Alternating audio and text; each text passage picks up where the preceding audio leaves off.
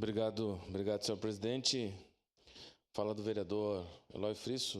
Eu ia tão somente fazer a declaração de voto, mas insta a gente a rememorizar, oxigenar, né, vereador? Porque, inclusive, ali eu penso que já tinha um terreno que meio que foi comprado ali, fazer uma permuta para construir um piscinão. E eu lembro, comentava aqui com a vereadora Daiane, que a escola João Desores também sofreu com essa chuva, né? Liquidou aquela área toda ali, foi posto de saúde, foi bem importante porque nós tínhamos um pertencimento àquele local, porque tínhamos sido secretário da Educação na época 2009 a 2011. Então nós tínhamos, inclusive com o Délcio, que a vereadora Marisol citou, que foi quem me apresentou à época a Associação Criança Feliz, e o prefeito Sartori comentava conosco nas reuniões que se era uma obra social que tinha feito ali, que sentia orgulho, aquela repaginação, né? Aquilo do Fátima Abaixo, ficou muito bom ali, né? Ficou muito bom. Mas parabenizar a Vossa Excelência e todos os que assinaram por essa proposição, porque a Associação Criança Feliz é daquelas instituições que reforça a nossa intenção do que eu falei sobre segurança alimentar, porque ela faz parte, é uma instituição que tem pertencimento e conhece a realidade da vulnerabilidade.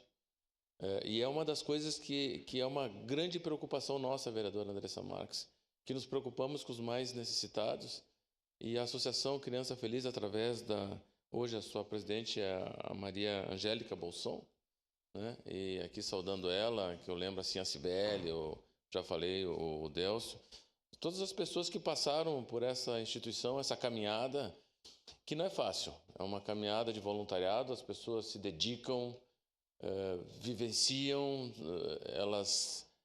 elas absorvem e muitas vezes nós não temos como, com os recursos que a gente consegue adquirir ou mobilizar algumas pessoas, tentar trazer o que é necessário para a instituição. Então, é daquelas instituições que merecem da Câmara esse reconhecimento. Que bom que Vossa Excelência traz essa homenagem. Eu não sei qual que é a data, vereadora. Durante a sessão ou à noite? À noite? Tá, então vamos fazer de tudo para estarmos presentes, porque é um carinho que se tem. Gente que está na vida pública aí há um tempo sabe da luta e da perseverança que esse povo abnegado tem para manter as instituições em pé. Por conta de tudo que já foi falado aqui, é uma das 30 anos, parece pouco, mas é um caminhão de tempo para quem está na área social. Parabéns a Vossa Excelência.